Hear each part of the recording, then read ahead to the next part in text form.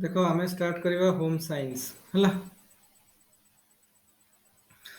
Home science रे आम पढ़ुले पेपर 2 सेक्शन ए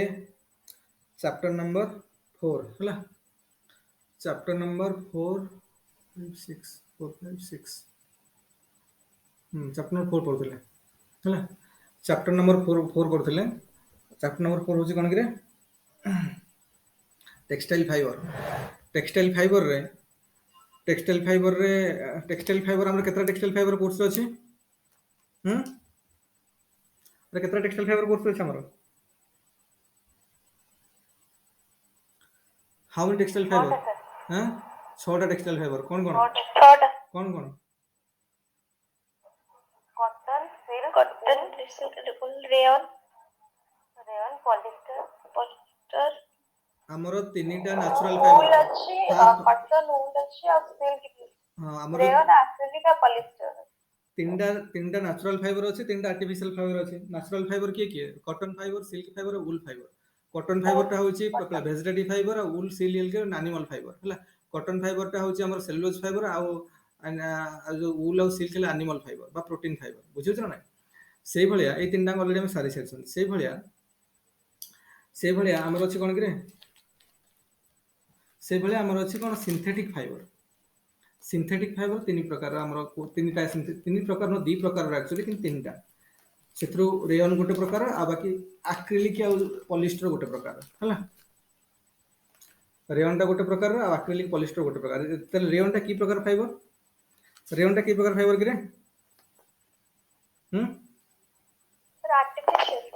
आर्टिफिशियल तो जान ली आर्टिफिशियल सिंथेटिक मैन मेड किंतु की प्रकार मैन मेड ना आर्टिफिशियल जोटा सिंथेटिक सेटा मैन मेड सेटा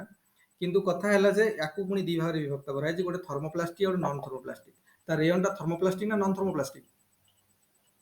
अरे रेयन टा थर्मोप्लास्टिक ना नॉन थर्मोप्लास्टिक नॉन थर्मोप्लास्टिक अच्छा नॉन थर्मोप्लास्टिक पुनी दी प्रकार रो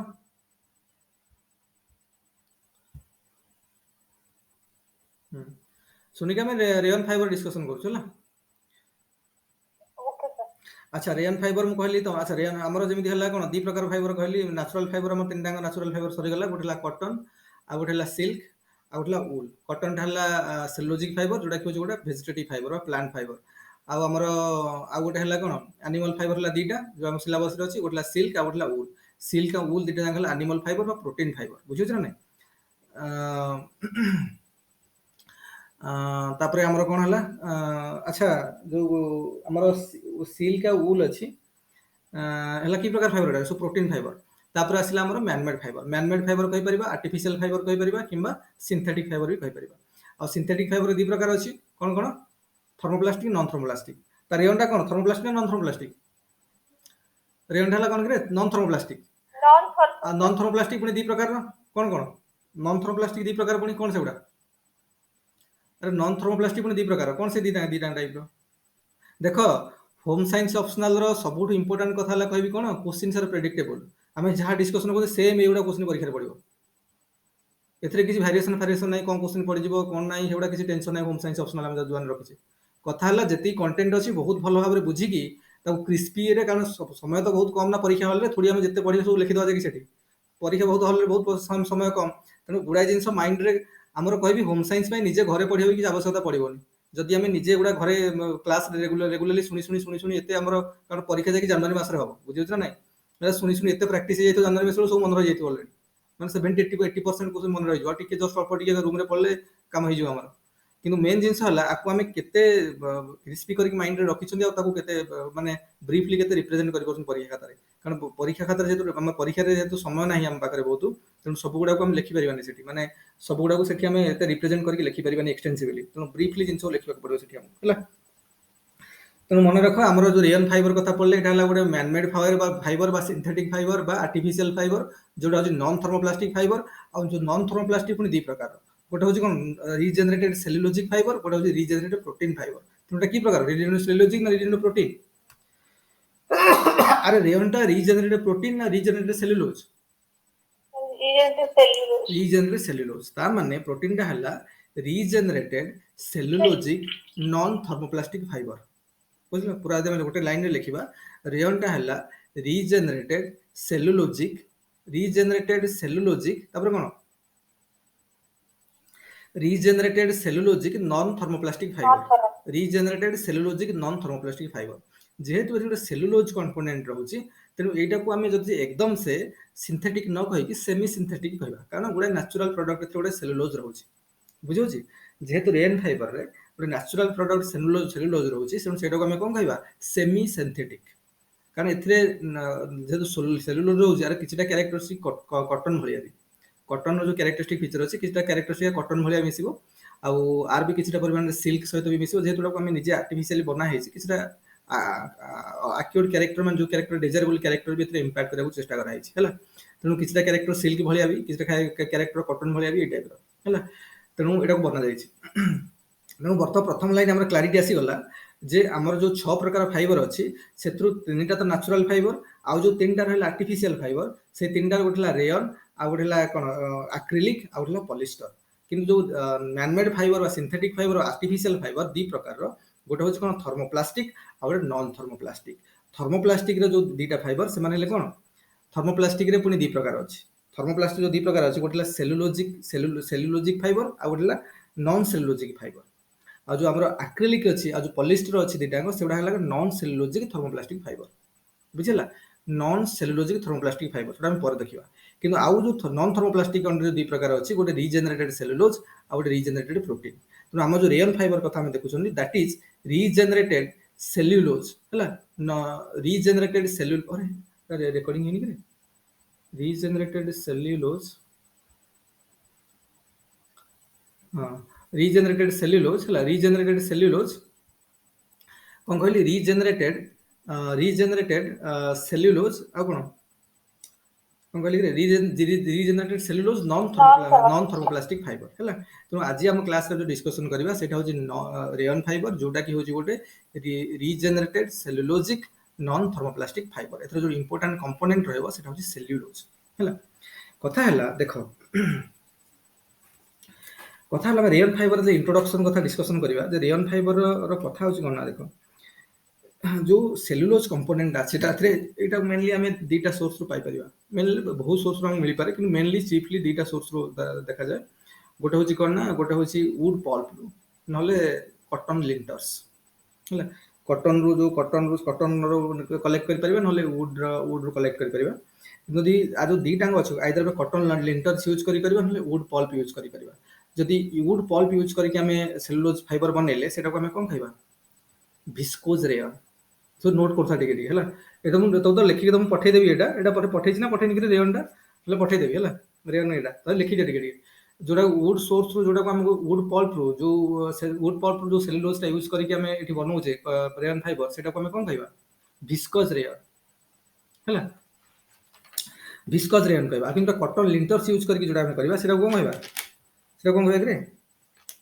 କ୍ୟୁପ୍ରାମୋନିୟମ ଲେଖ CUPRAMMONIUM କ୍ୟୁପ୍ରାମୋନିୟମ ରେୟନ୍ ହେଲା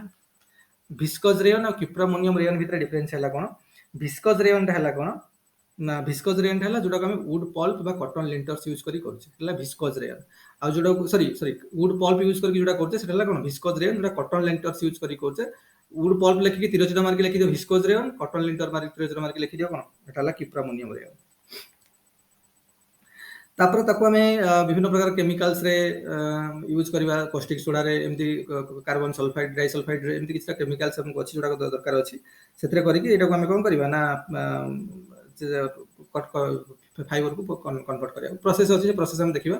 ପ୍ରୋସେସ୍ ଦେଇକି ତାକୁ ଲାଷ୍ଟକୁ ଫାଇବରକୁ କନଭର୍ଟ କରିବା ଫାଇବରକୁ ଗଲେ ବିଭିନ୍ନ ୟାର୍ନ ମେକିଂ ପ୍ରୋସେସ୍ ଅଛି ତାର ଫାଇବର ୱାନ୍ସ କନଭର୍ଟ ହେଇଗଲା କାରଣ ଆମର ପ୍ରଥମେ ଫାଇବର ତନ୍ତୁ ଯୋଉଟା କୁହନ୍ତି ଓଡ଼ିଆରେ ଫାଇବରରୁ ତିଆରି ହେବ ସୂତା ଯୋଉଟାକୁ ଆମେ ୟାର୍ନ କହୁଛନ୍ତି ଇଂରାଜୀରେ ୟାର୍ନ ଏଇ ଯେଉଁ ଫାଇବରରୁ ୟାର୍ନ ବନେଇବା ପାଇଁ ଗୁଡ଼ାଏ ପ୍ରୋସେସ୍ ଅଛି ଯୋଉଟା ଚାପ୍ଟର ନମ୍ବର 5ରେ ପଢ଼ିବା ହେଲା ତ ଗୁଡ଼ାଏ ପ୍ରୋସେସ୍ ଅଛି ସବୁ ବିଭିନ୍ନ ପ୍ରକାର ମାନେ ୟାର୍ନିଂ ପ୍ରୋସେସ୍ ଅଛି ତ ୱାନ୍ସ ସୂତା ବନେଇ ସାରିଲା ପରେ ତାକୁ ଆମେ ୱିଭିଂକୁ ନେବା ୱିଭିଂ କୋଉଠି ହେବ ଲୁମ୍ରେ ହେବ ଆଇଦର ହ୍ୟାଣ୍ଡଲୁମ୍ରେ ହେବ ପାୱାର ଲୁମ୍ରେ ହେବ ହେଲା ଯୋଉଟାକୁ ଆମେ ୱିଭ୍ କରିବା ଯୋଉଟା ବୁଣିବା ଯୋଉଟା କହୁଛନ୍ତି ବୟନ ଯୋଉଟା କୁହାଯାଉଛି ସେଥିପାଇଁ ଟେକ୍ସଟାଇଲକୁ ବୟନ ଶାସ୍ତ୍ର କୁହାଯାଏ ତେଣୁ ସେଠି କରାଯିବ ନହେଲେ ବି ନନ୍ ଓଭନ୍ ଟାଇପ୍ର ବି ଅଛି ନହେଲେ ନିଟିଂ ଅଛି ଯୋଉଟାକୁ ଆମେ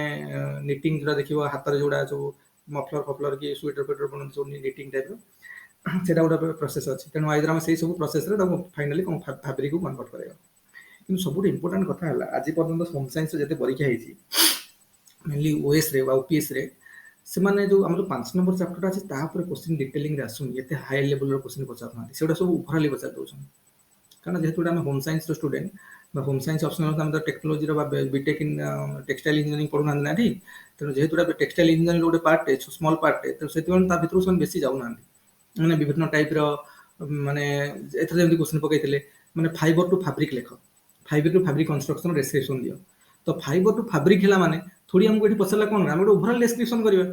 हम जानले फाइबर मनर जे कौन सी फाइबर एग्जांपल भी कहिए कहिनी तो हम मन इच्छा जे कौन सी फाइबर माने कॉटन फाइबर हम एग्जांपल नेले तो कॉटन फाइबर रो केमिति प्रोसेस हैला फाइबर पर्यंत फाइबर कोन विभिन्न प्रकार यार्निंग प्रोसेस कोन कोन अछि यार्निंग प्रोसेस है यार्न मेकिंग प्रोसेस लिखि सला परे तापर कंस्ट्रक्शन केमिति वीविंग रो विभिन्न प्रकार प्रोसेस कोन अछि तो हम गोटे जनरल डिस्क्रिप्शन दवा कारण कौन स्पेसिफिकेशन करी पचारनी आ आज पर्यटन भी जिते परीक्षा है ओपीएस रे कौन स्पेसिफिकेशन करी पचारना कारण चैप्टर नंबर 5 टा को जदि स्पेसिफाई करी पचारना आहुरी कष्ट हो जाऊ तो आज पर्यटन पचार ना केबे तो गोटे जनरल डिस्क्रिप्शन सब पचार जोटा कि हम गोटे ओवरऑल आइडिया थिले आराम से लिखि परिबा किछि प्रॉब्लम होबनी हमको आर 60 मार्क क्वेश्चन लिखि हो हैला तेणु एटा होची कथा तेणु आमको बर्तमान आम तो केवल यही चैप्टर रे पर्टिकुलरली 4 नंबर चैप्टर रे आम केवल फाइबर विषय पढ़ुछन हैला तेणु तापर चैप्टर 5 नंबर चैप्टर रे हमको 5 नंबर चैप्टर गला बेलको हम सेठी कोन फैब्रिक कंस्ट्रक्शन रो विभिन्न टेक्निक यार्न मेकिंग रो टेक्निक और फैब्रिक कंस्ट्रक्शन रो विभिन्न टेक्निक वंस फैब्रिक बनि सला परे तापरे जोटा को देखो जतले फैब्रिक टा बनि जिवो कपड़ाटा बनिबो ना ताको ग्रे कॉटन को ग्रे फैब्रिक को कारण से अठा फटा ये दूसर फुसर रंग लगी तो सफा सफी करके ब्लीचिंग फ्लिचिंग करके प्रथम सब कलर उड़े देवे जहाँ अच्छी पूरा व्हाइट कलर नहीं आसবে तापर तार यदि तार कौन स्ट्रेंथ रे बा कैरेक्टरिस्टिक्स रे इंप्रूवमेंट आने अच्छी हमको विभिन्न प्रकार फिनिशिंग प्रोसेस देके जावा पड़ो फिनिशिंग प्रोसेस सरला परे डाइंग प्रोसेस हो कलर कलर दिया कि प्रिंटिंग प्रोसेस हो आजकल प्रिंट करा होची बहुत जिंस गुडा तो प्रिंटिंग प्रोसेस हो हेसला परे फाइनली कपड़ा है बाहर मार्केट को जीव बिक्री होगा तो यही टाइप जिन सब अच्छे पूरा दुटा चैप्टर ये सब जिन पढ़ा तेणु ता पूर्व जो आम फाइबर कथा डिस्कसन कले तो ये जो चैप्टर ओनली फाइबर ऊपर आम सीमित रहा वंस फाइबर पर्यटन हो गला सरला नेक्स्ट चैप्टर में अलग गोटे देखा तो पर्टिकुलरली जो मुझे कहली जो रेयन फाइबर दी प्रकार हो पारे सोर्स अनुसार जदि वुड पल्प आम सेलुलोज कारण मेन कंपोनेंट सेलुलोज जेहेतु मेन कंपोनेंट सेलुलोज से कहुए सेमी सिंथेटिक कारण गोटे नेचुरल प्रोडक्ट यूज होना सेलुलोज से कहुए सेमी सिंथेटिक प्रोसेस यहाँ गोटे सेमी सिंथेटिक फाइबर गोटे है तेणु ए जो वुड पल्प आम सेलुलोज कले आ सेलुलोज तो जान सब जिते प्लांट सब cellulose main component cell wall ये सब सेलुलोज थाए तेणु सेलुलोज जेहेतु माने जो वुड पल्प आम यूज कले कौन खाइबा से कहवा भिस्कोज रेयन और जब आम कटन लिंटर्स यूज कले कहवा किप्रामोनियम रेयन किंतु आम जनरल भिस्कोज रेयन विषय पढ़ा से प्राय सब सेम प्रोसेस सब सेम तापरे कौन करबा ना एटा जेमिति कहली एटा जेहेतु हमर एटा को कोन कहजे प्रॉपर्टी की जे सेलुलोज यूज होची सेलुलोजिक फाइबर भलिया कॉटन गोटे सेलुलोजिक फाइबर पूरा किछटा प्रॉपर्टी कॉटन भलिया आउ किछटा माने सिल्क रो किछि प्रॉपर्टी भी इंट्रोड्यूस करे पे माने ट्राई करछन माने तयारी करछन याको तेनु किछटा प्रॉपर्टी सिल्क भलिया भी किछटा प्रॉपर्टी कॉटन भलिया भी हला एकदम पूरा मिला जुला टाइप रो ये गोटे फाइबर बना है आउ गोटे कथा हला ए फाइबर कोन होची ना जमीती कि जेहेतु गोटे नेचुरल बेस अच्छी सेलुलोजटा यूज होची तेणु आपको आर कॉस्टा कौन के लो कॉस्ट रहा रेयन फाइबर कॉस्टा टी लो आसे नेचुरल फाइबर जेहेतु गोटे नेचुरल गोटे बेस बा नेचुरल कंपोनेंट यूज होती तेणु आर काफी कंफर्ट लगे आम देखो कॉटन फाइबर खरादिने काफी कंफर्ट दिए खरादिन प्राय आम कॉटन फाइबर पिंधुଛନ୍ତି कि छुआ मानक न्यू बॉर्न बेबी मानक देखिए कॉटन सब ड्रेस पिंधा होची है तेणु बेसी कंफर्ट लगे आम पिंधा तेणु से सब क्वालिटी भी रेयन फाइबर अच्छी कारण सेलुलोज कंपोनेंट जेहेतु गोटे अच्छी आउ से यार पॉपुलैरिटी आउ डाइवर्सिटी बात यूज होती डिमांड बढ़ी because of this those things only आउ मेन हूँ कौन ना आर भी कौन है आर भी किसी सिल्क भाया लस्चरस क्वालिटी अच्छी ग्रेसफुलनेस क्वालिटी अच्छी है सिल्क भाई आर भी किसी प्रॉपर्टी टाइप अच्छी तेणु यहाँ गोटे मिलाजुला टाइप प्रॉपर्टी अच्छी तेणु यहाँ को कहुए सिल्क फाइबर को भी कहुचे कौन ना one of the most versatile and economical manmade fibre यहाँ कहुए first manmade fibre to the कौन ह्यूमानिटी माने कहुए laboratory first gift to loom loom माने जो लूम माने कौन जो तंत्रटा को इंग्रेजी लूम कहते तंती मान जो तंत्र यूज कर सब लुगापटा बुणिया तंत्र ना तंत्र को इंग्रेजी लूम कहुचे लूम विभिन्न प्रकार हो पारे जो हैंडलूम हाथ जो चला हो पावर लूम इलेक्ट्रिसिटी जो चलाउछन मेसिन रे तो सेटा तेणु से कह जाउछि रेयन फाइबरटा होछि फास्ट गिफ्ट टू द कौन of laboratory to the loom माने तंत्र पूरा फास्ट गिफ्ट थिला तेणु आर मेन है प्रॉपर्टी रे जेमति कहली जे कॉटन फाइबर और सिल्क फाइबर काफी मिलाजुला प्रॉपर्टी देखा जाए आउ कपर कॉटन फाइबर भाया सस्ता भी कंफर्टेबल भी है सिल्क फाइबर भाया लस्टरस भी ग्रेसफुलनेस भी है तेणु एटा को कौन कहुए फास्ट मैन मेड फाइबर आउ आर्टिफिशियल सिल्क भी कहते रेयन फाइबर को लोक मैंने आर्टिफिशियल सिल्क भी कहते है कहीं जो लस्ट्रस इफेक्ट अच्छी ग्रेसफुलनेस अच्छी ग्रेसफुलनेस देखा गोटे जो चिकन ग्लेजिंग देखा ग्लेज टाइप देखा से सिल्क तुम जान सिल्क फाइबर कौन कि सिल्क फाइबर कौन कहुए क्वीन ऑफ फाइबर ना किंग ऑफ फाइबर अरे silk fibre queen of fibre ना king of fibre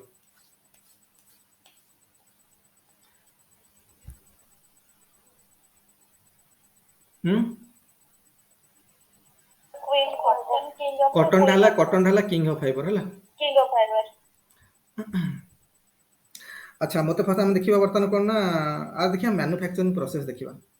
manufacturing process पूर्व गोटे डायग्राम ड्र कर ड्र कर देखो डायग्राम देखो रेयन फाइबर तो पढ़ुनी यदि बेले बेले पढ़ुची मझे मझे आम प्रथम से तीन जो नेचुरल फाइबर तीन भलसे पढ़ी पड़ो है से तो जमी पड़ो डायग्राम ड्र कर ड्र कर प्रोसेस गुड़ा गोटे गोटे देखा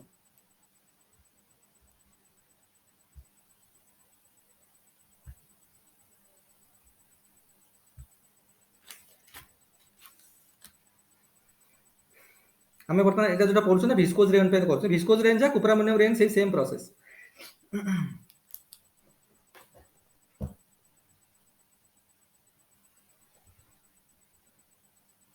देख प्रथम एमती गोटे स्टिपर थी ये जगह हम कि नहीं ये गोटे सैड स्टार्ट कर गोटे स्टिपर थी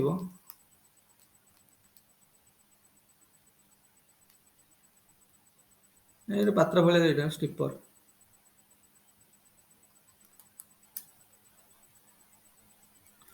ये गोटे आउटलेट थी एमती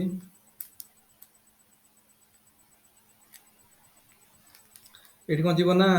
पल्प वुड पल्प जोड़ा मन वुड पल्प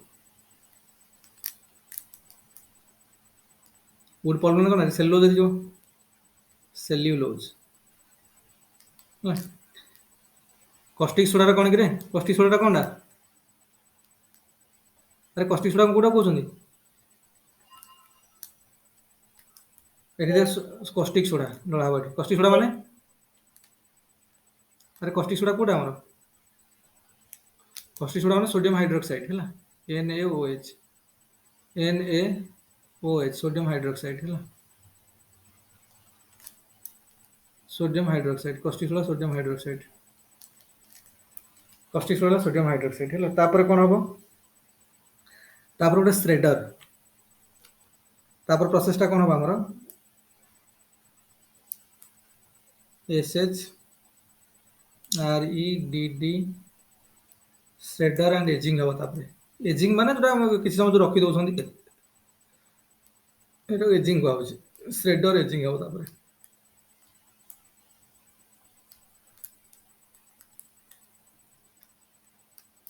श्रेडर एजिंग हम है तापर कौन हम देख तापर ग्यान्थेसन तापर स्टेज हम ग्यान्थेसन ग्यान्थेसन देख जेहतु मैनमेड फाइबर तेणु गुड़ा सब केमिकल ना रहा ग्यान्थेसन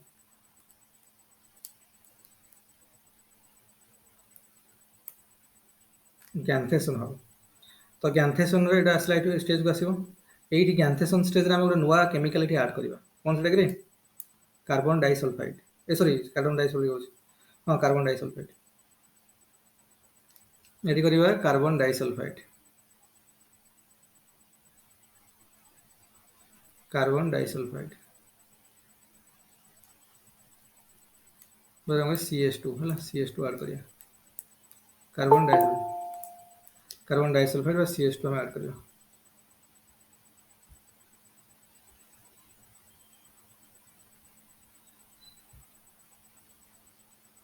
कार्बन डाइसल्फाइड बा CH2 में ऐड कले है कार्बन डाइसल्फाइड बा CH2 में ऐड कले तापर ग्यान्थेसन स्टेज पर आम गोटे एटा नहीं डिजल्व करिया गोटे स्टेज को जीवो धरुनी रे एथरे कोन करिया पर पेज को नोच तम एट लिखियो तापर एटू स्टार्ट करियो पर पेज रे ड्रा करू है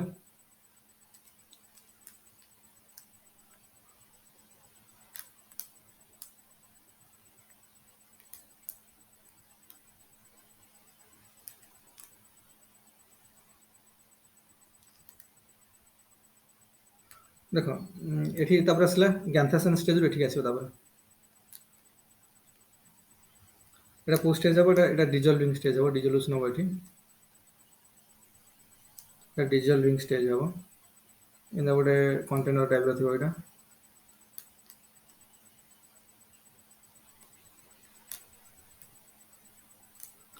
ଏଇଟା ଗୋଟେ ପାତ୍ର ଥିବ ଗୋଟେ ଏସିଡ୍ ବାଥ୍ ଟାଇପ୍ର ହେଲା, ଏସବୁ ଏମିତି ରହିବ।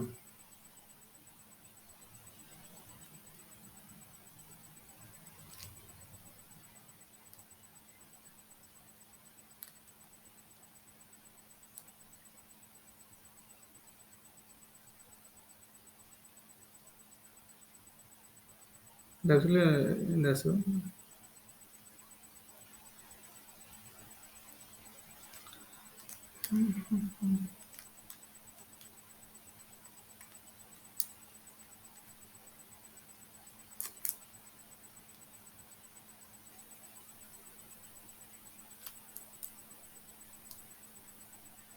ଫାଇବର ଗୁଡ଼ା ଏମିତି ଯାଇକି ସବୁ ଅଫସେଟିଂ ରୋଲର ଥିବ, ସବୁ ଏମିତି ଅଫସେଟିଂ ରୋଲର ସବୁ ଥିବ ହେଲା।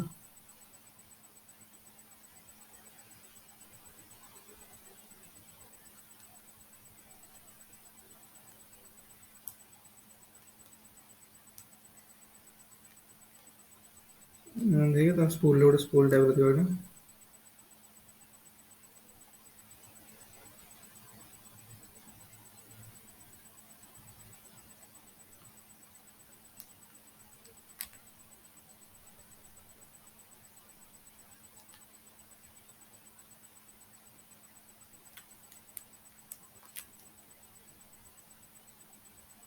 ଯାଇକି ଏମିତି ଗୁଡ଼େଇକି ରହିବ ସବୁ ହେଲା, ସ୍ପୁଲ ଏମିତି ଗୁଡ଼େଇକି ରହିବ ଏଇଟା। ଏଇଟା କ'ଣ, ଏଇଟା ଫାଇବର ଗୁଡ଼ାକ ସବୁ ଗୁଡ଼େଇକି ରହିବ ଏଠି।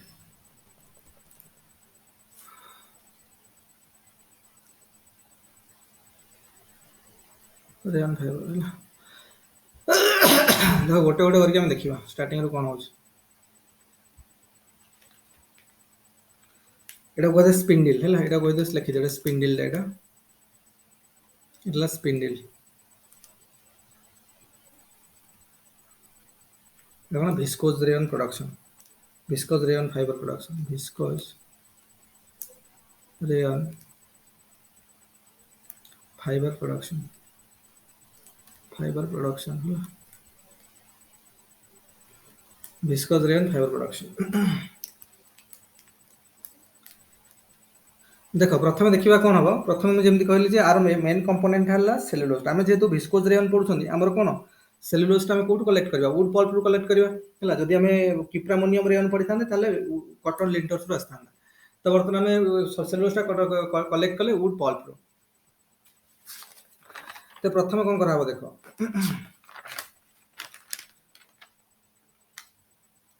प्रथम कौन हम ना आम जो सेलुलोजटा प्रथम वुड पल्प रु कलेक्ट करवा है, करके प्यूरीफाए करके सेलुलोज गुड़ाक विभिन्न पीस सेलुलोज गुड़ाक सब कलेक्ट करा करके रखा। प्रथम करी कौन हम ना प्रथम ये गोटे स्टिपर टाइप गोटे पात्र टाइप थी, स्टिपर टाइप। तो सही कौन करा ना भितर रखाई कस्टिक सोडा सोडियम हाइड्रोक्साइड है, से कस्टिक सोडा सोडियम हाइड्रोक्साइड थी, से देख से कस्टिक सोडा सोडियम हाइड्रोक्साइड थी है। तेणु से कौन हम ना से कस्टिक सोडा सोडियम हाइड्रोक्साइड प्रथम सोडा नहीं भिजेगा क्या जो सेलुलोज जो पीस गुड़ा सब आसो वुड पल्प कलेक्ट कर गणा से नहीं करके भिजा जा। तेणु ये द्वारा कौन हम ना यहाँ गोटे आल्काली सेलुलोज को कन्वर्ट हम, कारण यहाँ सोडियम हाइड्रोक्साइड आल्कालीटा। तो ये बुड़े रखला गोटे आल्काली सेलुलोज को प्रथम कन्वर्ट हो प्रथम। प्रथम काढ़ी आना, काढ़ी आनी सुखे दि जाए, किस समय सुखे देला कौन हम ना खंड खंड कर कटा हो। प्रथम छोट छोट खंड करके काट दि जाए। आ काटला गोटे कंटेनर रे 2-3 दिन पर्यटन स्टोर करके रखा से कट पीस गुड़ा। प्रथम बुझा पड़ा, प्रथम आम सेलुलोज वुड पल्प रु सेलुलोज पीस गुड़ा कलेक्ट कले, ताकू नहीं गोटे पात्र रे जोड़ा स्टिपर कहूँ पात्र नहीं स्टिपिंग माने कौन बुड़ेवा, स्टिपिंग बुड़े माने इमर्ज को इमर्ज करवाटा स्टिपिंग कहते ना। तो से पात्र नहीं कौन करा सोडियम हाइड्रोक्साइड रखाई कस्टिक सोडा रखाई से भिजे किस समय रखा, भिजला कौन जेहेतु सेलुलोज बर्तमान आल्काली सेलुलोज को कन्वर्ट हो गला। जेहेतु कन्वर्ट होगा कौन कले बाहर करके आनिक से पीस गुड़ा किस समय माने कौन ड्राई कला पीस पीस कर काटी दिगला, पीस पीस कर काटिकी नहीं गोटे कंटेनर रे कौन है 2 ରୁ 3 दिन पर्यंत स्टोर करके रखा जोटा कहते एजिंग एजिंग माने कौन कि समय स्टोर करके रखी देवाटा कहते एजिंग मैंने समयटा बढ़ी चलला ना कि समय आमको देदेले तो सेटा एजिंग कहुच्छे तो नहीं किसी समय रखिले तापर कौन है किंतु ये जो स्टोर करके गोटे कंटेनर रखा 2-3 दिन पर्यटन से ह्यूमिडिटी लेवल के यहाँ गोटे मुझे कहली यहाँ गोटे मैनमेड प्रोसेस गोटे सिंथेटिक प्रोसेस तेणु ताको सब जिन कंट्रोल्ड एटमोस्फियरिक कंडीशन सब करा बुझे ना ये सेमी सिंथेटिक ये कहूँ जेहतु हम नेचुरल कंपोनेंट सेलुलोज यूज करुचे से सेमी सिंथेटिक कहूँ किंतु सिंथेटिक ना तेणु काफी जिन आमको कंट्रोलिंग निज डेजायर अनुसार आम जिन बनाऊँ तेणु जो कंटेनर ह्यूमिडिटी केते रहबो टेम्परेचर केते रहबो सेटा सब हम कंट्रोल करी करा कंट्रोल कंडीशन कंट्रोल कंडीशन सब टेम्परेचर ह्यूमिडिटी हमको ये जिनस को हम रखा 2-3 दिन बंद स्टोर करके रखा है तापर कौन हम बर्तमान एजिंग होगा मैंने 2-3 दिन बंद स्टोर होगा बर्तमान 2-3 दिन पर कंटेनर स्टोर करदे विथ कंट्रोल कंडीशन सब टेम्परेचर एंड ह्यूमिडिटी है तापर कौन करवा ना तापर से पीस को बाहर करके आनिया तो स्टोर कर रखा था प्रथम देख प्रथम जो चित्र देख प्रथम आम स्टीपर को पलि आसला स्टीपर काम बर्तमान स्टीपर कौन करते बुड़े आनी रखिले स्ट्रेडिंग आ एजिंग कराला बर्तमान ये कौन स्ट्रेडिंग माने कौन कि स्ट्रेडिंग माने खंड खंड करवा स्ट्रेडिंग माने खंड खंड काटिवाटा स्ट्रेडिंग कहुए प्रथम काटिले एजिंग कले मैंने कंटेनर स्टोर करके रखिले 2-3 दिन पर्यटन with control condition of temperature and humidity तेणु with control condition of temperature and humidity आम कौन स्टोर कले कंटेनर और जो 2-3 दिन पर्यटन एजिंग कले मैंने स्टोर करके रखिले बर्तमान आसला तापर स्टेज रे कौन करा देख तापर स्टेज रे कौन करबा आमे एटा बर्तमान जो स्टोर होगी रखा खंड खंड गुड़ाक पीस गुड़ाक प्रथम काढ़ी आनिकी कौन करना बर्तमान गोटे गुंड करवा मिसेकी चर्निंग करा काटिकी पूरा माने ग्राइंडिंग कला भाई चून कर दिया पूरा है करके कपर डाइसल्फाइड मिसा आ गोटे केमिकल मिसा कपर डाइसल्फाइड है कपर डाइसल्फाइड मिसला कौन हम ये जो मिक्सर टाक गोटे ऑरेंज कलर्ड माने गोटे ऑरेंज कलर गोटे सॉल्यूशन को कन्वर्ट करदब जहाँ ना हूँ सोडियम सेलुलोज ग्यान्थेट आम ना लिखि दियो सेठी एटा कौन हम ना जो प्रथम तो सब एजिंग पर जो स्टोर करके रखी कंटेनर से पीस काढ़ी आनिकी प्रथम चूना चूना करदे चर्निंग करदे करके कार्बन डाइसल्फाइड मिसेले मिसला पर से जो सॉल्यूशन गोटे कन्वर्ट करदब से सॉल्यूशन को कौन कहवा कन्वर्सन हम से कहवा सोडियम सेलुलोज ग्यान्थेट लेख से नाटा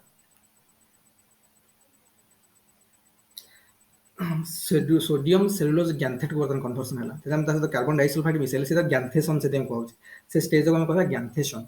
बुझेगा से स्टेज को कहते ग्यान्थेसन ता माने बर्तमान कार्बन डाइसल्फाइड से मिसेला फल से जो कौन को गोटे नुआ केमिकल गोटे कन्वर्ट होगा कन्वर्सन होगा से सोडियम सेलुलोज ग्यान्थेट ओके बर्तमान ग्यान्थेसन स्टेज पहुँचले है नेक्स्ट स्टेप गल बर्तमान होगा सोडियम सेलुलोज ग्यान्थेट को कन्वर्सन होगा देख ये जो पड़ा रेयन फाइबर जो मैन्युफैक्चरिंग प्रोसेस ये डायग्राम ड्र करके लिखिदेव टी कारण परीक्षा हल मेन जिन टाइम ना आम जिन जिते भल भाव में बुझा होम सैंस से ब्यूटी ऑफ होम सैंस है बहुत कम जिन अच्छे भल भाव बुझे है खाली केते ब्रीफली जिन को आम लिखिपारे से जिन ओभर द इयर्स पढ़ी पढ़ी पढ़ी पढ़ी कर जिते जल्दी जिन को बुझीजा जिते जल्दी स्टिक कर कनसेप्ट को लेकिन कनसेप्ट अंडरस्टांडिंग क्लारिटी आसो से बढ़िया मार्क आसो आज जी ऊपर बुलूँ सी कौन कहवा तेणु ये टाइप गला नेक्स्ट देख नेक्स्ट स्टेप को हम बर्तमान बर्तमान ग्यान्थेसन कंप्लीट है सोडियम सेलुलोज ग्यान्थेट बर्तमान मिलगला कौन करवा देख सोडियम सेलुलोज ग्यान्थेट मिलला आम कौन करवा सोडियम सेलुलोज ग्यान्थेट मिलला आ जिन भूलीगली कि ये सीधा भूली जाइए जो डिस्प्ले ये गोटे दिज्व है ये बाहर से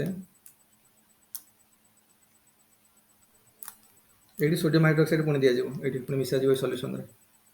सोडियम हाइड्रोक्साइड पुणी मिसा है ये सल्यूशन मिसे सोडियम हाइड्रोक्साइड मिसे सोडियम हाइड्रोक्साइड सोडियम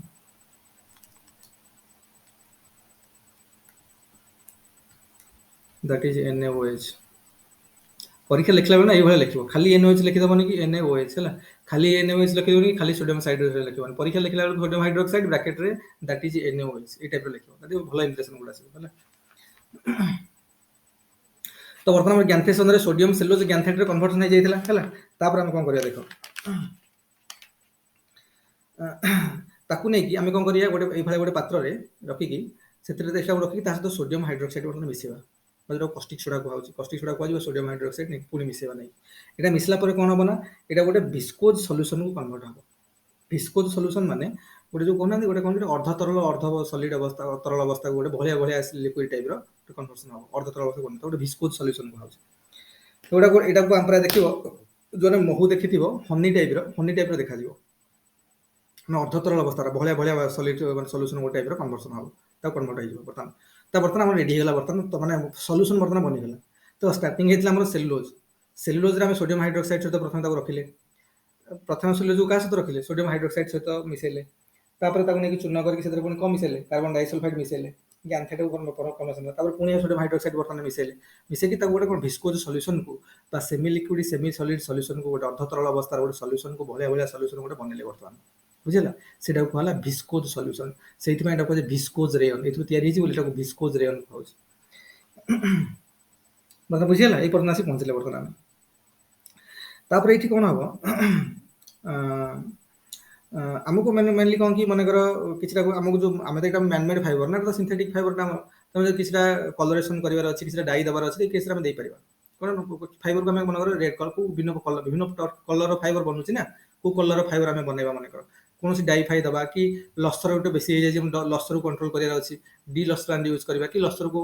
ଅଧିକା ଦେବାର ଅଛି ତ ଯାହା ଦରକାର କିଛିଟା କେମିକାଲ ଆମେ ଏଇ ଷ୍ଟେଜରେ ଆଡ କରିବା ଏଇ ସଲ୍ୟୁସନରେ ବର୍ତ୍ତମାନ ଭଳିଆ ସଲ୍ୟୁସନ ଗୋଟେ ବନିଯାଇଛି ତମେ ଏଇ ସଲ୍ୟୁସନରେ ବର୍ତ୍ତମାନ ଆଡ କରିବା ବୁଝିଲେ କି ଏଇ ସଲ୍ୟୁସନରେ ବର୍ତ୍ତମାନ ଆଡ କିଛି ଜିନିଷ ଆମର ଯାହା ଯେମିତି ଚାହୁଁଛନ୍ତି ଯୋଉ ଭଳିଆ ବନେଇବା ପାଇଁ ଫାଇବରକୁ ସେଇଭଳିଆ ଡାଇ ଫାଇ କି ଯାହା ଚାହିଁବା ଆମେ ୟୁଜ କରିପାରିବା। ଆଉ ତାପରେ ଆଉ କଣ କରାହବ ନା ବର୍ତ୍ତମାନ ସଲ୍ୟୁସନଟାକୁ ଫିଲ୍ଟର କରାହବ ହେଲା ସଲ୍ୟୁସନ ମାନେ ଏଥିରେ କିଛି ଇମ୍ପୁରିଟି ରହିଯାଇଥିବ କି ଯୋଉ ଅଲଗା ଜିନିଷ ରହିଯାଇଥିବ ତ ଏଇ ଜିନିଷ କଣ ଇମ୍ପୁରିଟି ଫିଲ୍ଟର କରିବା ପ୍ରଥମେ ଏ ଯୋଉ ଅର୍ଦ୍ଧ ତରଳ ସଲ୍ୟୁସନଟା ବନିଛି ତାକୁ ବର୍ତ୍ତମାନ ଫିଲ୍ଟର କରାହବ ଫର ଏନି ଇମ୍ପୁରିଟି ଯଦି ଥିବ ଅଲଗା କରିବା ପାଇଁ ହେଲା ତାପରେ ତାକୁ ନେଇକି ଗୋଟେ ଜାଗାରେ କଣ କରାହବ ଗୋଟେ ଭ୍ୟାଟ ଟାଇପର ଜାଗାରେ ଗୋଟେ ଇଏରେ କିଛି ସମୟ ପାଇଁ ଏଜିଂ ପାଇଁ ମାନେ କିଛି ସମୟ ଷ୍ଟୋର କରିଦିଆଯିବ କିଛି ସମୟ ତାକୁ ଦିଆଯିବ ହେଲା ତେଣୁ ଏଇଟାକୁ ପ୍ରାୟ ଲାଗିବ ଯୋଉ ହବ ପ୍ରାୟ 4 ରୁ 5 ଦିନ ପର୍ଯ୍ୟନ୍ତ ଷ୍ଟୋର କରିକି ରଖାହବ କିଛି ସମୟ ପାଇଁ ଏଟାକୁ କୁହାଯାଉଛି ଏଜିଂ ପ୍ରୋସେସ ସବୁବେଳେ ଏଜିଂ ପ୍ରୋସେସ ମନେ ରଖିବ ମାନେ ଯୋଉ ଷ୍ଟୋର କରିକି କିଛି ଟାଇମ ଆମେ ତାକୁ ଦଉଛନ୍ତି ସେଟଲ ଡାଉନ ହବା ପାଇଁ ବା କେମିକାଲର ରିଆକ୍ସନ ଗୋଟେ ପରଫେକ୍ଟଲି ଇଏ ହବା ପାଇଁ ସେ ଜିନିଷଟାକୁ ଆମେ କହିବା ଏଜିଂ ହେଲା ତା ବାଦ କାମ ହଉଛି ତାମାନେ ଷ୍ଟୋର କରି କିଛି ସମୟ ରଖିବାଟାକୁ ଆମେ ଏଜିଂ କହୁଛନ୍ତି ଇଏରେ ମାନେ ଆମ ସାଇଣ୍ଟିଫିକାଲି ଗୋଟେ ଜିନିଷକୁ ଆମେ ଏଜିଂ କହୁଛନ୍ତି ତାମାନେ ବର୍ତ୍ତମାନ ସଲ୍ୟୁସନ ହେଇକି ଯୋଉ ଅର୍ଦ୍ଧ ତରଳ ସଲ୍ୟୁସନଟା ବନିଗଲା ଭିସ୍କୋଜ ସଲ୍ୟୁସନଟା ବର୍ତ୍ତମାନ ବନିଗଲା ତାକୁ ଆମେ ଫିଲ୍ଟର କରିଦେଲେ ଇମ୍ପୁରିଟି ଯାହା ସବୁ ବାହାର କରିଦେଲେ ତାପରେ ଯଦି କୌଣସି ମନ ମୁତାବକ ଡାଇ ଫାଇ ଦେବାର ଥିଲା କଣ ଦେବାର ଅଛି କୌଣସି କଲର ଦେବାର ଅଛି କଲର ମିଶେଇବାର ଅଛି ସବୁ ଦେଇଦେଲେ ବର୍ତ୍ତମାନ ରେଡି ହେଇକି ରହିଲା 4-5 ଦିନ ଯାଏ ଷ୍ଟୋର କରିକି ରଖିଦେଲେ ହେଲା ତାପରେ ନେକ୍ସଟ ଦେଖେ ଫିଲାମେଣ୍ଟ କେମିତି ବନେଇବା ବର୍ତ୍ତମାନ ସଲ୍ୟୁସନ ବନିଗଲା ସେଥିରୁ ଫିଲାମେଣ୍ଟ କେମିତି ବନିବ ଫିଲାମେଣ୍ଟ ମାନେ ଫାଇବରଟା ତ ବନିବା ଦରକାର ନା ଫାଇବରଟା କେମିତି ବନିବ ଦେଖ ଆମକୁ ଫାଇବର ନା ତାକୁ ଷ୍ଟ୍ରିଙ୍ଗ ଭଳିଆ ବନେଇବା ସବୁ ମାନେ ତନ୍ତୁ ଭଳିଆ କରିକି ସରୁ ସରୁ କରିକି ବନେଇବା ସେଟା ବନେଇବାର ଅଛି କଣ କରାଯିବ ତମେ ଦେଖିଥିବ ଯୋଉ କଣ ହଉଛି ନା ଆମେ ଯେତେବେଳେ ହୋଲିରେ ଦେଖିବ ସବୁ ପିଚକାଳି ୟୁଜ କରୁଛନ୍ତି ତ ତା ଭିତରେ କଲର ଫଲର ସବୁ ଗୋଟେ ଯୋଉ ପିଚକାଳିରେ ରଖିକି ତା ଗୋଟେ ଛୋଟ ଗୋଟେ ରନ୍ଧ୍ରରେ ଜିନିଷକୁ ଆମେ କଣ ପ୍ରେସରାଇଜ କରିକି ଛାଡୁଛନ୍ତି ସେ ପୁରା ଗୋଟେ ପର୍ଟିକୁଲାର ଇଏରେ ହେଇକି ବାହାରୁଛି ତ ସେଇଟା ବି ଆମ ସାୱାରରେ ଯୋଉ ବାଥରୁମରେ ସାୱାର ଲେଖେ ଦେଖିଥିବ ପାଣିଟାକୁ ଆମକୁ ସେଇଠି ପୁରା ଛିଞ୍ଚାଡିକି ପକଉଛନ୍ତି ନା ଛୋଟ ଛୋଟ ସବୁ କଣା କରିକି ସେଇ ସାୱାରରେ ଯୋଉଟାକୁ କଣ ସ୍ପିନରେଟ ନା କଣ କହୁଛି ସେଟାକୁ ସାୱାର ହେଡଟାକୁ ଯୋଉଥିରେ ପାଣି ବାହାରୁଛି ଛିଞ୍ଚାଡିକି ବାହାରୁଛି ତ ପାଣି ଗୁଡାକ ବିଭିନ୍ନ ରନ୍ଧ୍ର ଦେଇକି ଆମେ ଛାଡୁଛନ୍ତି ସବୁ ତ ସିମିଲାର ଜିନିଷ ଏଠି କରାହଉଛି ସେଇଭଳିଆ କଣ ହଉଛି ସଲ୍ୟୁସନଟାକୁ ଗୋଟେ କଣ କରାଯିବ ଯୋଉ ସାୱାର ହେଡ ଭଳିଆ ଯୋଉଟା ଥିବ ତାକୁ ସ୍ପିନରେଟ କହିବା ହେଲା ତ ସେଇଥିରେ କଣ ହବ ନା ସଲ୍ୟୁସନଟାକୁ ଦେଇକି ପ୍ରେସରାଇଜ କରିକି ଛଡା ହବ ମାନେ ଜୋରରେ ପ୍ରେସର କରିକି ସେ ଜିନିଷ ସେଇ ଛୋଟ ଛୋଟ ରନ୍ଧ୍ର ଭିତରେ ଛଡା ହବ ତେଣୁ ସେଇଟା କଣ ହବ ସବୁ ଛୋଟ ଛୋଟ ହେଇକି ବାହାରିବ ସବୁ ସିଧା ହେଇକି ଗୋଟେ ଛୋଟ ଆମର ଇଚ୍ଛା ମୁତାବକ ବା ଆମର ଯୋଉ ଟାଇପର ଦରକାର ଯୋଉ ଭଳିଆ ଫାଇବର ଆମକୁ ଦରକାର ଆମକୁ ଲମ୍ବା ଫାଇବର ଦରକାର ଅଛି ଯଦି ଲମ୍ବା ଫାଇବର ବହୁତ ସରୁ ଟାଇପର ଯୋଉ ହୋଲ ଗୁଡାକ କରିବା ସେଥିରେ ସାୱାର ହେଡରେ ବହୁତ ମାନେ ସ୍ମଲ ହୋଲ କରିଥିବା ସେ ସ୍ମଲ ହୋଲ ଦେଇକି ଯୋଉ ବାହାରିବ ସେଗୁଡା ସବୁ ବହୁତ ଲମ୍ବା ଲମ୍ବା ହେଇକି ବାହାରିବ ନାଇଁ ଆମକୁ ଯଦି ମନେକର ସର୍ଟ ଫାଇବର ବନେଇବାର ଅଛି ତ ଟିକେ ହୋଲ ସାଇଜ ଟା ଟିକେ ବଡ କରିଦବା ତ କମ ସାଇଜର ବାହାରିବ ଏଇଟା ନେଇ କଣ କରାହବ ନା ଗୋଟେ ପାତ୍ରରେ ଆମେ ଯୋଉଟା ଦେଖିଲେ ଏଇ ଭଳିଆ ପାତ୍ର ଗୋଟେ ଥିବ ଦେଖ ଯେମିତି ଦେଖେଇଛି ମୁଁ ଏଇଭଳିଆ ଗୋଟେ ପାତ୍ର ଥିବ ହେଲା ଏଇଟା ଏଇଭଳିଆ ପାତ୍ର ଥିବ ଏଇଟା ଏସିଡରେ ଥିବ ସବୁ ଭିତରେ ସବୁ ଏସିଡ ବାଥ ଆମେ ଯେମିତି ବରା ଆଳୁ ଚପ ଛାଣୁନାହାନ୍ତି ସବୁ ରଖିକି ସେଇ ଟାଇପର ଏ ରଖାହେଇଥିବ ଛଣା ହବ ତା ମାନେ ଏସିଡ ବାଥ ଏଇଟା ହେଲା ଏଇଟା କଣ ହବ ନା ନେଇକି ଗୋଟେ ଏସିଡ ବାଥରେ ବା ଗୋଟେ ଏସିଡରେ ରଖାହେଇଥିବ ଏସିଡ ଉପରେ ଥିବ ତାପରେ ନେଇକି ପକାହବ ହେଲା ମାନେ କଣ ହବ ନା ସେଗୁଡାକ ଗ୍ରାଜୁଆଲି ଏସିଡ ସହିତ କୋଆଗୁଲେଟ କରିକି ସଲିଡିଫାଇ କରିଯିବ ବୁଝିହଉଛି ନା ବୁଝିଗଲା ରେ ହଁ ଏଇଟା ଯୋଉ ଥିବ ଏଇ ଯୋଉ ପାତ୍ରରେ ରହିବ ଏସିଡଟା ଥିବ ପୁରା ଏସିଡ ଗୁଡା ରଖା ହେଇଛି तो এটা যেତେବେଳେ ଆମେ ଯେତେବେଳେ ଆମର ଇଚ୍ଛା ମୁତାବକ ବା ଇଚ୍ଛା ଅନୁସାରେ ଆମେ କ'ଣ କଲେ ତାକୁ ସ୍ପିନରେଟରେ ବା ସାୱାର ହେଡ୍ ଯୋଉଟାକୁ ଆମେ କହୁଛନ୍ତି ସାୱାର ହେଡ୍ ଦେଇକି ତାକୁ ସଲ୍ୟୁସନଟାକୁ ପ୍ରେସ୍ କରିକି ଛାଡ଼ିଲେ ସେଟା ଗଲା ଆମ ଇଚ୍ଛାରେ ସର୍ଟ ଫାଇବର କରିବା କି ଲଙ୍ଗ ଫାଇବର କରିବା ସେ ହୋଲ୍ ସାଇଜଟାକୁ କମ୍ ବେଶୀ କରି କରିବା ହେଲା। ତେଣୁ ହୋଲ୍ ସାଇଜ କମ୍ ବେଶୀ ଅନୁସାରେ ଆମକୁ ଫାଇବର ମିଳିଗଲା ବର୍ତ୍ତମାନ ବାହାରିଲା ସେଟା କୋଉଠି ପଡ଼ିଲା ଏସିଡ୍ ବାଥରେ ପଡ଼ିଲା। ଏସିଡ୍ରେ ଯୋଉ ପାତ୍ରରେ ଏସିଡ୍ ପୁରା ଫୁଲ୍ କରି ରଖା ହେଇଛି ତାପରେ ବର୍ତ୍ତମାନ ପଡ଼ିଲା। ତେଣୁ ଏସିଡ୍ ସହିତ ସେଟା କୋଆଗୁଲେଟ୍ କରିବ ବର୍ତ୍ତମାନ ମାନେ ଯୋଉଟା ଆସିଥିଲା ଆମର ଭିସ୍କୋସ୍ ସଲ୍ୟୁସନଟା ବର୍ତ୍ତମାନ ଏସିଡ୍ ସହିତ କୋଆଗୁଲେଟ୍ କରିକି ସଲିଡିଫାଇ କରିଯିବ।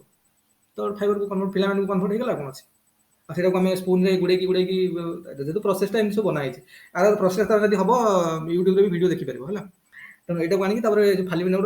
ଇଏରେ ସ୍ପିଣ୍ଡିଲରେ ତାକୁ ଗୁଡ଼େଇକି ରଖିବା ତାପରେ ୟାର୍ନକୁ ନବା। ଫାଇବର ଫିଲାମେଣ୍ଟ ଗୁଡ଼ା ବନିଗଲା ଏଇ ଫିଲାମେଣ୍ଟ ଗୁଡ଼ାକ ନେଇକି କ'ଣ କରିବା ବା ଫାଇବର ବନିଗଲା ତାକୁ ନେଇକି ବର୍ତ୍ତମାନ ୟାର୍ନ ବନେଇବା ମୋଡ଼ି କରିକି ବିଭିନ୍ନ ପ୍ରକାର ୟାର୍ନ ମେକିଂ ପ୍ରୋସେସରେ ପଡ଼ିବା ସେଗୁଡ଼ା ଅଲଗା କଥା 4-5 ନମ୍ବର ଚାପ୍ଟର ସେଗୁଡ଼ା ହେଲା। ବର୍ତ୍ତମାନ ଫିଲାମେଣ୍ଟ ପର୍ଯ୍ୟନ୍ତ ହେଇଗଲା ବୁଝିହେଉଛି। ତା ମାନେ ଏଠି ଆମର କ'ଣ ହେଲା ନା ଯୋଉ ଏଇଟା ଯୋଉ ହେଇଥିଲା ମାନେ ବର୍ତ୍ତମାନ କ'ଣ ହେଲା ନା ଭିସ୍କୋଜ୍ ସଲ୍ୟୁସନଟାକୁ ଆମେ ପ୍ରଥମେ ଗୋଟେ ସାୱାର ହେଡ୍ରେ ଛାଡ଼ିଲେ ତାକୁ ଯୋଉ ଛୋଟ ଛୋଟ କଣା ସବୁ ଥିବ ବା ବଡ଼ ବଡ଼ ହୋଲ୍ କରିକି ଯେ ଆମ ଇଚ୍ଛା ଆମକୁ ଲଙ୍ଗ ଫାଇବର ବନେଇବାର ଅଛି ଫିଲାମେଣ୍ଟସ୍ ଫାଇବର ବନେଇବାର ଅଛି ତ ସରୁ ହୋଲ୍ କଲେ ସବୁ ସାୱାର ହେଡ୍ରେ ତାକୁ ପ୍ରେସରାଇଜ କରିକି ସେ ହୋଲ୍ରେ ଛାଡ଼ିଲେ ସେଟା ଏସିଡ୍ ବାଥ ଯୋଉ ଏସିଡ୍ ରଖା ହେଇଥିବ ବଡ଼ ପାତ୍ର ଗୋଟେ ବଡ଼ ଏସିଡ୍ ସବୁ ରଖା ହେଇଛି ତାପରେ ଯାଇକି ପଡ଼ିଲା ସବୁ ପଡ଼ିଲା ମାନେ ସେ ତାକୁ ସଲିଡିଫାଇ କରିଗଲା। ଆମେ ଯେମିତି ଦେଖିବ ଯୋଉ ବରା ଫରା ଆଳୁଚପ ଫାଳୁଚପ ଛଣା ହଉଛି ତେଲ ଟକମ କରି ଛାଡ଼ିଲା ସଲିଡିଫାଇ କରିଯାଉଛି ନା ତ ସେଇଭଳିଆ ସେମ୍ ଜିନିଷ ଏଠି ତ ସଲିଡିଫାଇ କରିଗଲା। ସଲିଡିଫାଇ ଗଲା ମାନେ ବର୍ତ୍ତମାନ ଲମ୍ବା ଲମ୍ବା ଫାଇବର ସବୁ ଫିଲାମେଣ୍ଟ ବନିଗଲା ତ ସେଇଟାକୁ ବର୍ତ୍ତମାନ କଲେକ୍ଟ କରିକି ଆମେ କ'ଣ ସ୍ପିଣ୍ଡିଲରେ ନେଇକି କରିକି ରଖିବା ଏଇଟା କାମ। କିନ୍ତୁ କଥା ହେଲା ଦେଖ ଏଟାକୁ ରିଜେନେରେଟିଭ ସେଲୁଲୋଜ ଫିଲାମେଣ୍ଟ କାହିଁକି କୁହାହଉଛି କାରଣ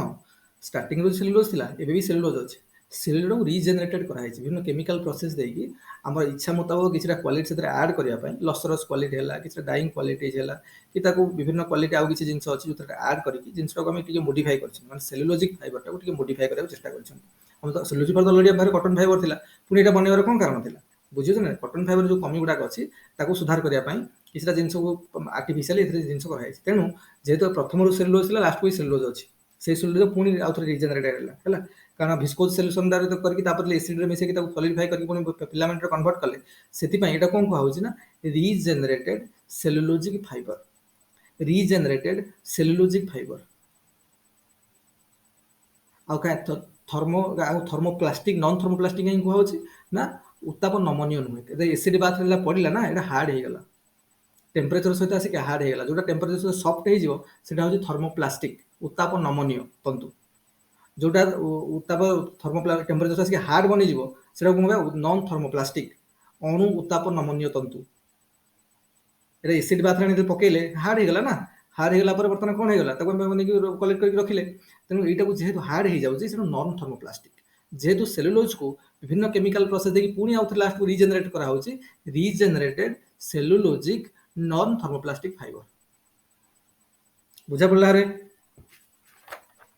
ବୁଝା ପଡ଼ିଲା କି?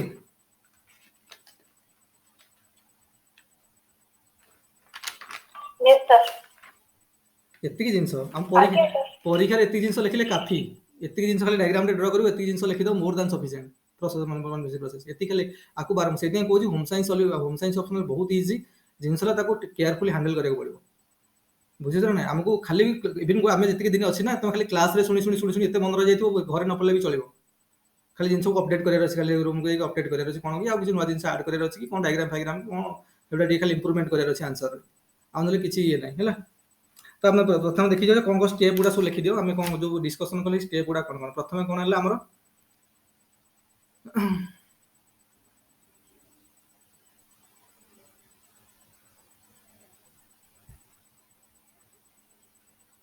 ପ୍ରଥମ କ'ଣ ହେଲା କିରେ ଦେଖ ଷ୍ଟେପ୍ ଗୁଡ଼ା ଦେଖିଦିଅ manufacturing steps of rayon viscose rayon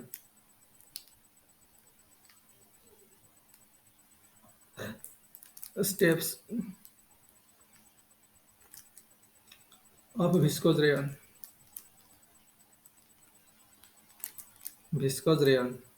तो प्रथम आम कौन कले प्रथम कले स्टिपिंग और एक नंबर स्टेप है स्टिपिंग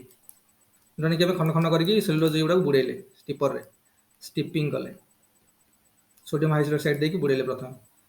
2 नंबर कौन कले थ्रेडिंग खंड खंड कले तब बुड़े आसला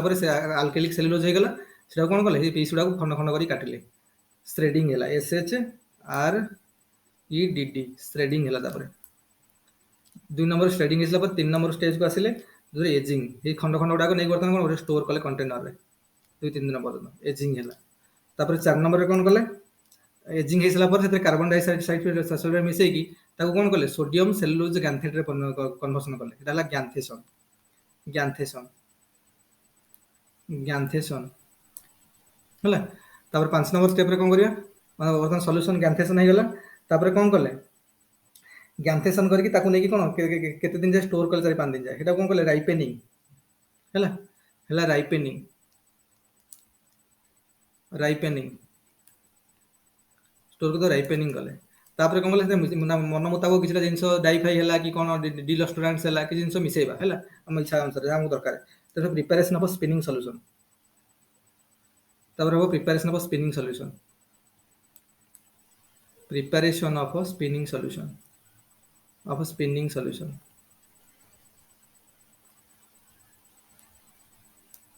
एटा हिसला पर कौन ताको फिल्टर कले काची इंप्रूवमेंट पड़ी तो फिल्टर कले तापर फिल्टरेशन फिल्टरेशन फिल्टरेशन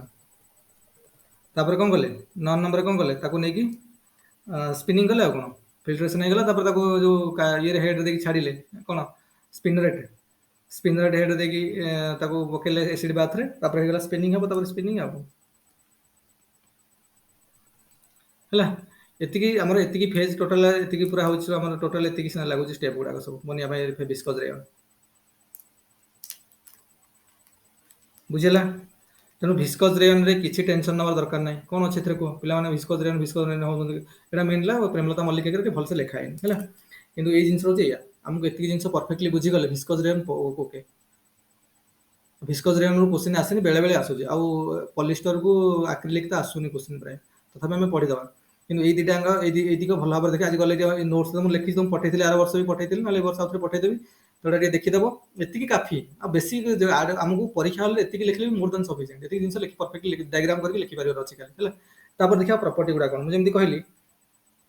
देखो प्रॉपर्टी यार बेसी ये देखीदेवनी केवल हमर ये प्रेमलता मल्लिक जो प्रॉपर्टी लिखा है 4-5 प्रॉपर्टी खाली मन रखिदेव खाली प्रॉपर्टी बेसी ये भी नहीं यार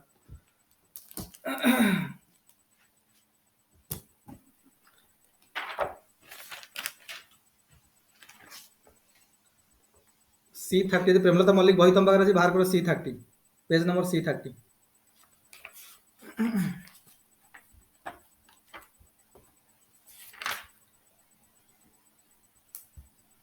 देखो एमान जो लिखिछंती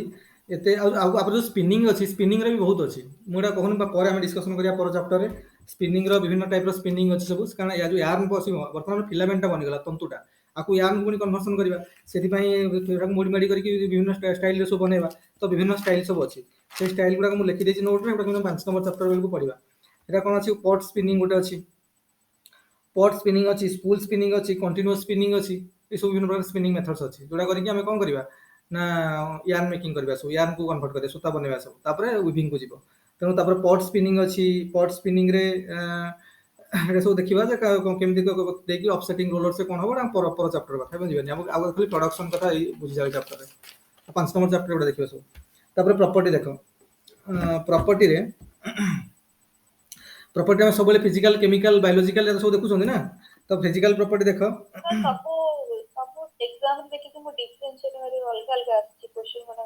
माने फिजिकल प्रॉपर्टी और केमिकल हां एका हे जो प्रॉपर्टी हम मिसै के लिखि देछु हां मु सब मिसै के लिखि देछि नले एटा आई वर्ष में अलग अलग कर दो फिजिकल में तो कहू सुनि दो गुडा फिजिकल गुडा केमिकल जानि गुडा गुडा केमिकल गुडा फिजिकल गुडा केमिकल देखो फिजिकल माने देखो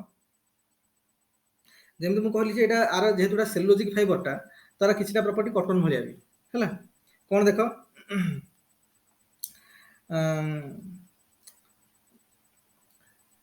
कॉटन भलिया कोन ना एटा टी कॉटन भलिया कंफर्टेबल हैला जमिति कि कोन आर टिके कोन कॉटन फाइबर हीट कंडक्टर गोटे कॉटन फाइबर हीट कंडक्टर एटा भी हीट कंडक्टर हैला किंतु सब एग्जैक्ट कॉटन भलिया नै किछटा प्रॉपर्टी कॉटन भलिया किछटा प्रॉपर्टी अलगा सिल्क भलिया प्रॉपर्टी जमिति एटा लस्टरस देखिया पई ग्रेसफुलनेस ग्लेज थिबार फाइबरटा हैला तापरे तापरे कोन ना एटा नॉट इलास्टिक आल्सो बुझले कॉटन फाइबर वाला नॉट इलास्टिक नो एटा आउ एटा को जेमिति कॉटन फाइबर कोन हमर अल्काली ट्रीट कले किछि होइनी किंतु एटा को अल्काली ट्रीट कले नष्ट होई जिवो अल्काली एटा ହେଲା କେମିକାଲ ପ୍ରପର୍ଟି ଗୁଡାକ अल्काली ट्रीट करिया एसिड रे ट्रीट करिया केमिकल प्रॉपर्टी ଯଦି ଆମେ କହିବା स्ट्रेंथ ହେଲା इलास्टिसिटी ହେଲା एटा फिजिकल प्रॉपर्टी गुड़ाक आपर कमेंट थोड़ा अलग अलग करके लिखियो ताले मु सब मिसेकी लिखि देथिल तो मोबाइल तुम जानि जिवो बोली और मिसेकी मु अलग अलग लिखि दबा हला कारण स्ट्रेंथ हैला इलास्टिसिटी हैला रेजिलियंस हैला एटा सब कोन फिजिकल प्रॉपर्टी गुड़ाक एसिड बेस रे केमि बिहेव करछ रे केमिकल प्रॉपर्टी गुड़ाक बुझियो त नै थर्मल प्रॉपर्टी फिजिकल प्रॉपर्टी से थर्मल प्रॉपर्टी मन कर देखिबा जे हीट कंडक्टर कि नै एटा थर्मल प्रॉपर्टी पले आसी टेम्परेचर से केंद्र होची तापरे केमिकल प्रॉपर्टी रे एसिड सहित केमि बिहेव करूची कि बेस सहित केमि बिहेव करूची देखो अल्काली रे ये नष्ट होई जइबो स्ट्रॉन्ग अल्काली कॉटन फाइबर नष्ट होबनी कि ये नष्ट हो जाउ जेमि सिल्क फाइबर जेमि नष्ट हो जाउ सिल्क वाला किसी क्वालिटी दियार अछि ना तो नष्ट हो जाउ तो तापरे बायोलॉजिकल प्रॉपर्टी जदि हम देखिबा बैक्टीरिया मिल्यू मथ मन कर केमि रिएक्ट करछनी फाइबर सहित एगुडा बायोलॉजिकल प्रॉपर्टी गुडा एगुडा डैमेज कर देबे सब ई फाइबर बुझियो ना तापरे इसो देखियो रेन फाइबर टा जेमि कहूची काफी एक्सटेंसिवली यूज रहउची कारण जेहेतु आर कॉटन फाइबर वाला सिल्क फाइबर वाला किछटा गुण रहिची तेणु आर काफी डिमांड रही मार्केट रे एटा को fast artificial man made fibre को जे आउ आर विभिन्न प्रकार जेमि कोन माने हमर मेनली इंडस्ट्रियल एप्लीकेशन रे ए जिंस को काफी यूज करा हुए हैला ऑटोमोबाइल टायर्स रे ऑटोमोबाइल टायर गुडा तार यूज रे या यूज करा हुए ए सब जिंस को तो ये लिखा कौन पेज नंबर C30 रे किसी लिखाई से प्रॉपर्टी मन रखियो कारण गुड़ाए जिन पढ़ले भी हमको बहुत कनसाइज जिन को मन रखा वर्ष कारण गुड़ाए आर्ट्स परीक्षा तो परीक्षा लिखी होनी ना कौन परीक्षा टाइम परीक्षा किसी टाइम ना हजार जिन आनी खाली मन दुख होता लिखि पारे किसी लाभ ना हमको कनसाइज करके जिन ब्रीफ सब परीक्षा देख एबेठू तुम प्रिपेरेसन जो आंसर आम राइटिंग करने दबा परीक्षा सब ब्रीफली कर टाइमिंग अनुसार लिखो है अब जिते ब्रीफली करके जिनस को कनसाइज करके मन देख गोटे एग्जांपल कहूँ मन कर टाइम हो गला गोटे परीक्षा तो जानना कौन हम परीक्षा वाले टाइमिंग केमती प्रोफाइल रहा लिखुं गोटे लंग क्वेश्चन बहुत टाइम पड़े मन तो पर क्वेश्चन रही टाइम होनी तो से जिन तो हमको जना कि टाइम नहीं लिखे रिप्रेजेंट करा से कौन कर फ्लो डायग्राम बनईदेव फ्लो डायग्राम माने जो line diagram sorry line diagram बने लिखिद मन कर एटा लिखो एटा मन कर लिखो ये प्रॉपर्टी मन कर टाइम नहीं बर्तमान विस्कोज रे कैरेक्टरिस्टिक गुडा लिखे प्रॉपर्टी लिखे टाइम नहीं संगे संगे बनैलो प्रॉपर्टी लिखि लिखिदो केमिकल फिजिकल बायोलॉजिकल जहाँ लिखिदो केमिकल अंडर लिखिदो कौन तले लाइन करके खाली खाली खाली मेन पॉइंट गुडा खाली पूरा सेंटेंस न लिखे भी दरकार नहीं strength decreases with this MD MD करके टिके कोन टिके कर लिखि दो से फिजिकल बायोलॉजिकल मल्टीपल डिस्ट्रॉय कर दे ए टाइप रो ये chemical property acid strong alkyl को डिस्ट्रॉय कर दे ए टाइप रो कोन करके सब लिखि दो टिके टिके करके कोन तो पूरा सेंटेंस लगे डिस्क्रिप्शन करके एते जिंस लिखा टाइम नहीं एभला लिखियो आराम रे जो जिंस हम पूरा लिखि देले हमको तो 10 मिनिट लागि था हेटा पर 2-3 मिनिट रे लिखि दबा तो ब्रीफली करी कोन करियो एनी हमको जଣା अछि बोल परीक्षा जानो जा पिला जानि छी जिंसडा कि टाइम हिलानी बोली भल से लिखिनी बुझिछ ना नहीं तेणु एमती कर आमको यही जिन इंपोर्टाट मेन है देख सब आम जो पाठ जाणी जा सब गोटे गोटे स्टेज थी प्रिपेरेसन देखो आमको पाठ जना ना माने आमको पाठ पाठ मैंने से देख एत टैलेंट फैलेंट किसी भूमिका ना सब गोटे कथा ये डाउट जहाँ मुंडे अच्छे ना बाहर कर दियो मुझे टैलेंटेड से पिला टैलेंटेड फालतू जिन टैलेंट फैलेंट किसी वैल्यू ना ओनली प्रिपेरेसन गोटे पिला केते डिसिप्लिन है प्रिपेयर होची केते परसिस्टेंसी मेंटेन करची that is that factor determine your success बुझिछ ना कोन से टैलेंट फैलेंट बहुत टैलेंटेड पिला इंडिया रे अछन ओडिसा रे अछन ता किसी करि परना कारण तांगर टाइमिंग नॉलेज ना कि परसिस्टेंसी ना ओवर कॉन्फिडेंस बहुत माने गर्व अहंकार मन रे तेणु से पिला सब बर्बाद हो बुझुछ ना तेणु से गुड़ाक किसी कौन ना आमको लगे केते पिला सोबर केते केते टाइमिंग नॉलेज केते अच्छी केते परसिस्टेंसी मेंटेन कर थ्रू आउट प्रिपरेशन जिनस केते रेगुलारिटी मेंटेन कर पढ़ी पढ़ी पढ़ी पढ़ी चलती से जिनस अल्टीमेटली रैंक डिटरमिन कर तुम जो पिला सब रैंक रखुछ ना देखिए आलोचना मिसिबो कथा को टाइप सब तो लगे आर हो तो लगे आर हो हाँ कह सर गोटे जिन खाली पचारे सर आपण जो कहले माने एटा कंसाइज करके लेखिया पय जे टाइम शॉर्टेज रोके तो मो कहते सेही जो कंसाइज जिनसटा सेटा हमें गोटे एग्जैक्ट आंसर रे ही स्टार्टिंग रो लेखिले असुविधा किछ अछि कि ना सब बेले सेमि लेखले ठीक न तुम कथारे मो स्टार्टिंग रो सेमि करके लेखिबि स्टार्टिंग रो लेखिया कथा लेखिबा आकड़ा आंसर हमें लेखु मु गोटे कहली जदी टाइम न होउजी मन कर ता माने नु जे एटा गोटे एस्टैब्लिश्ड प्रोसीजर लेखिबार एटा प्रोसीजर नुहे मन कर हमर टाइम होउनी कोन करबा आ छाडी देके से क्वेश्चन ना बुझियोछ ना नहीं टाइम नहीं आम दुटा क्वेश्चन आम दुटा क्वेश्चन रही टाइम बिल्कुल ना आम पाखे कवर कर कौन करें से लाइन फ्लो लाइन डायग्राम करके फ्लो चार्ट टाइप बन लिखिदे चलो आ मैंने सब क्वेश्चन स्टार्टिंग तुम से बनइब सेमती कौन ठीक ना आमको परफेक्ट आंसर लिखार अच्छी कि सब आंसर को ब्रीफ कर आर्ट्स गोटे पॉइंट लिखोनी सब बेले जो टाइमिंग नॉलेज ना बिजनेस ऑफ टाइम ओनली सब क्षेत्र देख लाइफ रे खाली एग्जाम बोली नुह सब जिन टाइमिंग बहुत ये अच्छी तुम थोड़ा बहुत नॉलेज हो गलानी एज ना परीक्षा कौन कर तुम पढ़ी पढ़ी बहुत नॉलेज ହେଇଥିବ ଗୋଟେ ପଏଣ୍ଟ ରେ ତମର ଏଜ୍ ନଥିବ ସେଇ ଜିନିଷ ସେତିକି ନଲେଜ ତୁମକୁ ଆଉ 5-6 ବର୍ଷ ଆଗରୁ ଥିଲେ ଜାଣିବାର ଥିଲା ହେଲେ ତମେ ଟପ୍ କରି ଯାଇଥାନ୍ତ କି ତମେ ଆଜି ବଡ଼ ଅଫିସର ପୋଜିସନ ଥାନ୍ତ ସେଇଟା ତ ଆଜି 5 ବର୍ଷ ପରେ ତମର ସେଇ ଟେଷ୍ଟ ସମୟଟା ଆସିଲା ଆଉ କଣ ଅଛି ତ ଟାଇମ ନାହିଁ କଣ କରିବ ତେଣୁ ଟାଇମିଂଟା ଇମ୍ପୋର୍ଟାଣ୍ଟ ସବୁବେଳେ सर जीएस रो क्वेश्चन माने सेथरे केमति कोन करबा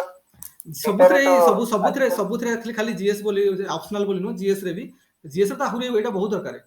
ଜିଏସ୍ ରେ ତ ଏତେ ଏଥର ଯେମିତି 20 ମାର୍କିଆ 10 ମାର୍କିଆ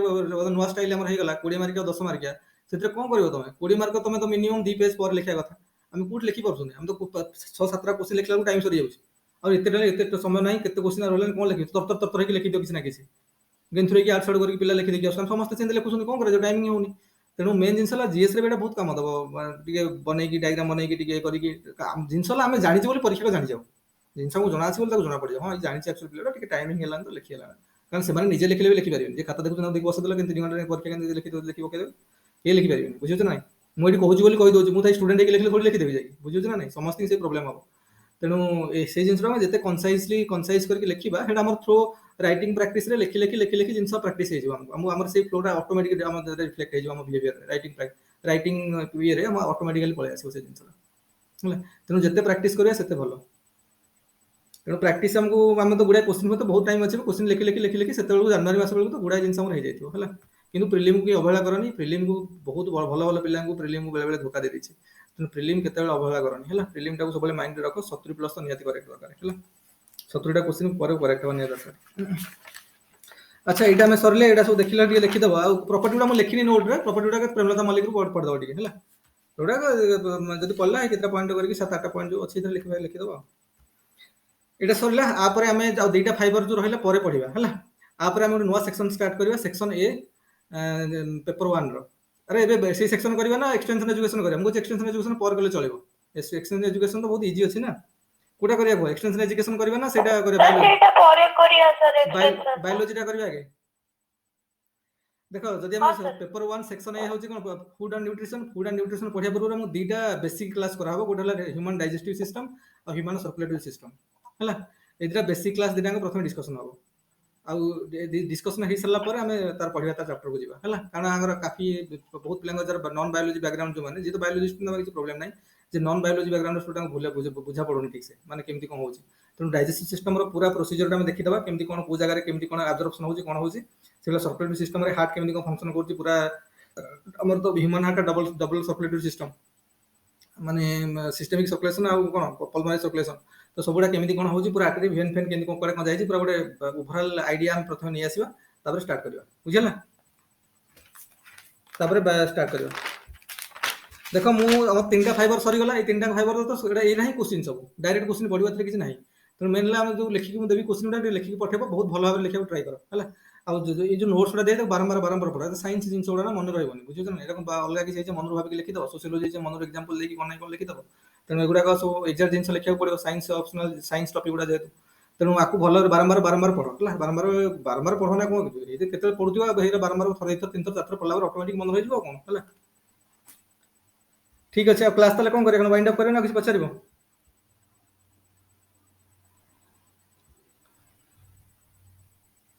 सर मोर होते सर स्टडी ऑफ फूड से तो क्वेश्चन पडितला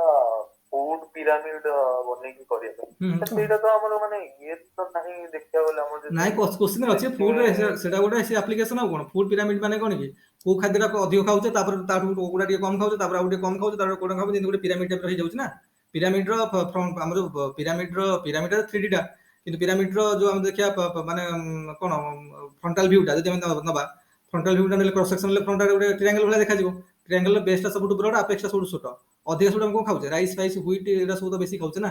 ता पूर्व दी पळेबा टिके पल्सेस ता टिके कम खाउचे ता पूर्व मीट फीड जे मीट आउ टिके थोड़ी हम डेली मीट खाउचे ना मीट भात भलिया मीट एते खाउचे मीट अल्प टिके खाउचे कि घी फी बहुत कम खाउचे हेई टाइप रो केमति आसे फूड रो हम जो डेली फूड चार्ट रे हम डेली हम रेगुलरली जो फूड रो हैबिट रहउची को आइटम टा केते रहउची हम डेली हैबिट रे फूड रो जोटा अधिक रहउची बेस रे रहबो ताठू टिके कम तापर रहबो ताठू टिके कम जोटा तापर रहबो ताठू टिके कम तापर रहबो ताठू टिके कम रहबो बहुत कम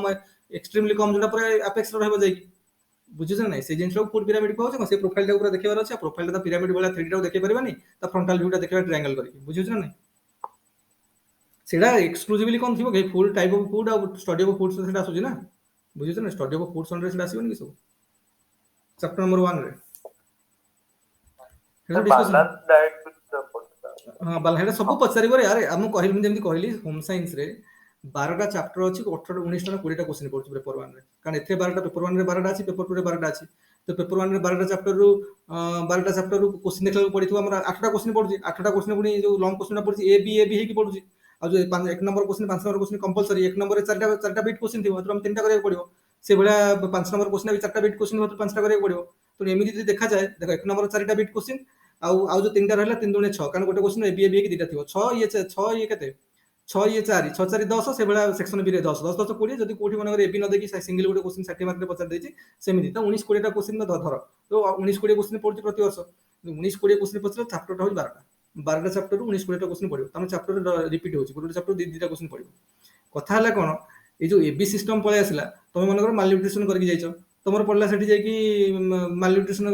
माने 3 नंबर ए रे माल न्यूट्रिशन 3 नंबर बी टा पड़ला फूड यूटिलाइजेशन सेठी कोन करबो अरे सेठी कोन करबो सेठी तो पुनी दिटा पढ़िले करबो ना छाडी गले केमि हबो तेनु सेति पे हम सब जिंसडा भलसे करिया पड़ुछि तेनु सब होम साइंस रे सब टॉपिक क्वेश्चन बहुत कम टॉपिक लिखाई छै हमर सब टॉपिक गुडा गुडा क्वेश्चन तेनु ताको भलो भाबरे प्रिपेयर करके गले गला कोन अछि तरे हला आ जेतुटा साइंस ऑप्शनल काफी जिंस साइंस आ ह्यूमैनिटी रे मिक्स सब्जेक्ट गुडा मिक्स ये गुडा रही छै तो साइंस टॉपिक गुडा हम परफेक्टली जिंस लिखा पड़ो हला जे आप नेक्स्ट क्लास हम करबा देखो नेक्स्ट क्लास हम हबो माने फाउंडेशन डिस्कशन हबो सर्कुलेटरी सिस्टम आ डाइजेस्टिव सिस्टम रो डिस्कशन आइसला पर तापर पढिबा में सेक्शन ए रो सब चैप्टर 6टा चैप्टर स्टार्ट करबो गुडा गुडा स्टार्ट करबो food study of food study of nutrients तापर फूड यूटिलाइजेशन एटा तापर 7टा डिजीज जो अछि थेराप्यूटिक न्यूट्रिशन एटा सब आउ वाइंड अप करबा ओके हां thank you sir okay sir good night sir good night